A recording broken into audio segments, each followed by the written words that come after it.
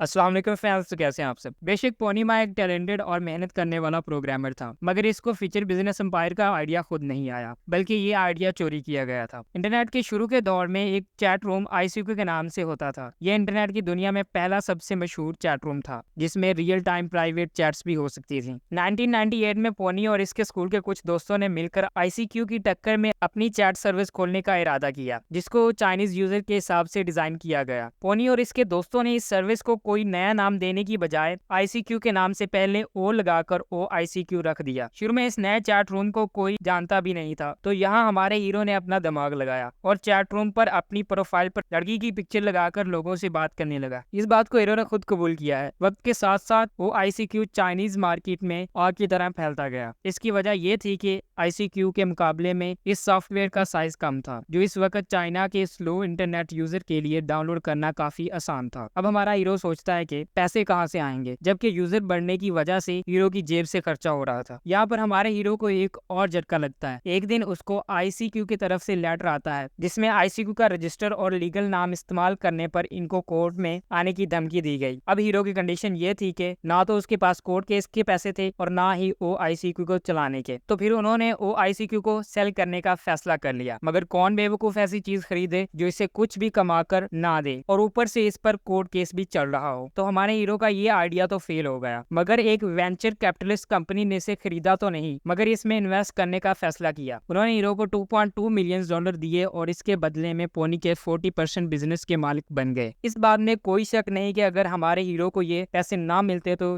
शायद टेंसन नाम की कोई कंपनी आज मार्केट में ना होती। सबसे पहले आईसीक्यू के लीगल लेटर के जवाब में हीरो ने ओ आईसीक्यू का डोमेन नेम चेंज करके क्यूक्यू रख दिया। अब लीगल मसले भी हल हो चुके थे, पैसे भी आ गए थे और क्यूक्यू की ग्रोथ भी हो रही थी। पहले 2 सालों में ही क्यूक्यू ने 50 मिलियन यूजर का टारगेट पूरा कर लिया था और आईसीक्यू के मुकाबले में क्यूक्यू चाइनीज मार्केट में राज करने लगी। अब सिर्फ ये मसला था कि क्यूक्यू से पैसे कैसे कमाए जाएं। जल्द ही ये मसला भी हल हो गया जब क्यूक्यू में कस्टमाइज अवतार फीचर इंट्रोड्यूस करवाया गया। इसको इस्तेमाल करने के लिए यूजर से सिर्फ थोड़े से पैसे चार्ज किए जाने लगे। अब तक क्यूक्यू के यूजर्स 10 करोड़ से ज्यादा हो चुके थे, जिनको थोड़े पैसों के बदले अपना पर्सनल अवतार मिल रहा था। अब तमाम मसले हल हो चुके थे, मगर हमारे हीरो के लिए ये खुशी ज्यादा लंबी नहीं थी। 2004 में इनका टकराव माइक्रोसॉफ्ट से हुआ। क्यूक्यू के मुकाबले में माइक्रोसॉफ्ट एक मल्टीनेशनल कंपनी थी, जिसके पास रिसोर्सेज भी ज्यादा थे और फंडिंग भी। माइक्रोसॉफ्ट ने चाइना में क्यूक्यू की टक्कर में चैट एमएसएन लॉन्च करने का फैसला किया। ये चैट क्यूक्यू से ज्यादा प्रोफेशनल भी थी, इसमें मसले भी कम थे और देखते ही देखते इसने चाइना में स्टूडेंट की मार्केट को कैप्चर कर लिया। बाकी इन्फॉर्मेशन नेक्स्ट पार्ट में शेयर करेंगे। तब तक के लिए अल्लाह हाफिज।